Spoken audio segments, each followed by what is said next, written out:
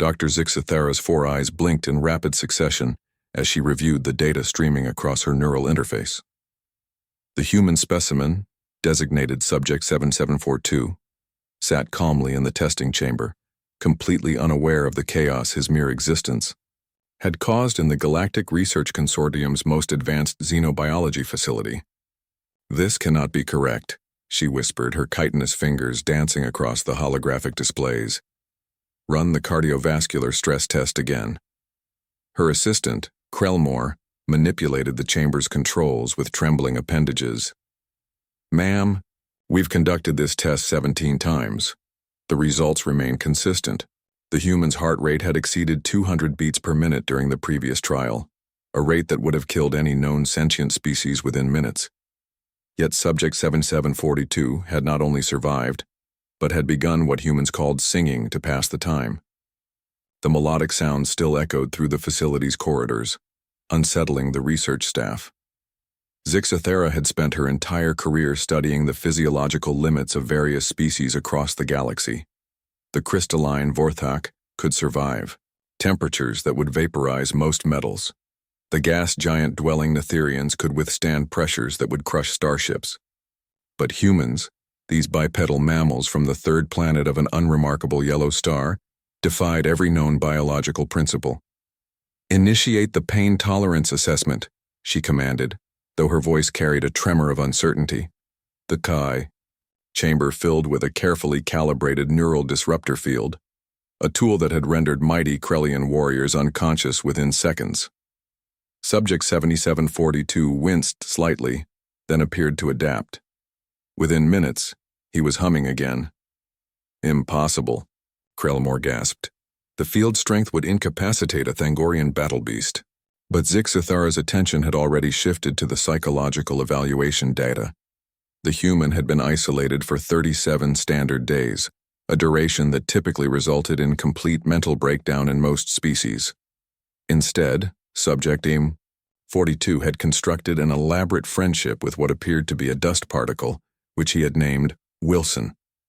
He held detailed conversations with this imaginary companion, maintaining perfect sanity through pure force of will and creativity. "Begin the endurance trial," she ordered, her scientific curiosity overriding her growing unease. The testing chamber transformed into a grueling obstacle course. Temperatures fluctuated between sub-freezing and scorching heat. Gravity shifted erratically. Toxic gases were periodically introduced and removed. For 48 hours, Subject 742 persevered, driven by nothing more than what humans called stubbornness, and an inexplicable desire to show them what's what. By the third day, even the automated testing systems began to malfunction from the continuous operation. The human, however, had fashioned primitive tools from debris in the chamber and was systematically solving each challenge with disturbing efficiency. "Dr. Zixathera," Krellmore's voice cracked with panic, "the specimen is adapting. The chamber's environmental controls can't keep pace with his physiological adjustments." She watched in horrified fascination as Subject 7742's body temperature self-regulated despite the extreme fluctuations. His respiratory system had somehow optimized to process the toxic atmosphere mixtures. Most terrifying of all, he had begun to enjoy the challenge, laughing maniacally as he overcame each new obstacle. The final test was meant to be definitive, AE scenario that would break any creature's will to survive. The chamber became a perfect sensory deprivation environment, absolute darkness, silence, and isolation. Previous subjects had lasted mere hours before begging for release. Subject 7742 lasted 6 days. And on the 6th day, he began to escape. Using techniques that defied the laws of physics as understood by galactic science, he had somehow detected microscopic imperfections in the chamber walls. He fashioned tools from his own clothing fibers, created leverage systems using his body weight, and systematically began dismantling his prison from the inside. "He's thinking in 3 dimensions while operating in 4, Zixathera whispered, in awe and terror. "His brain is processing spatial relationships in ways our computers can't even model." When Subject 7742 finally emerged from the chamber, Having literally torn through reinforced quantum steel plating with his bare hands, he stood before the observation deck and spoke directly to the researchers. "I know you can hear me," he said, his voice calm despite everything he'd endured. "I don't know why you're doing this, but I want you to understand something. What you've seen here, this isn't even us trying. This is us being polite." He paused, wiping blood from his knuckles, with disturbing nonchalance. "Humans don't break.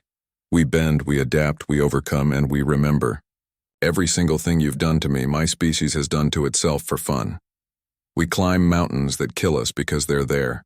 We dive to ocean depths that should crush us because we're curious. We launch ourselves into the void of space because we refuse to accept limitations." Zixathara felt her primary heart skip several beats as the human continued. "But here's what should really terrify you. I'm just one human. There are 8 billion of us on Earth, and every single one carries the same refusal to quit. We've survived ice ages, plagues, world wars, and our own stupidity.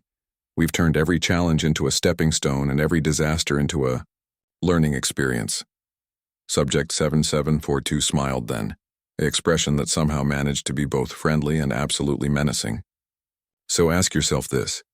If one human can do all this while being nice about it, what do you think happens when you make all of humanity angry?"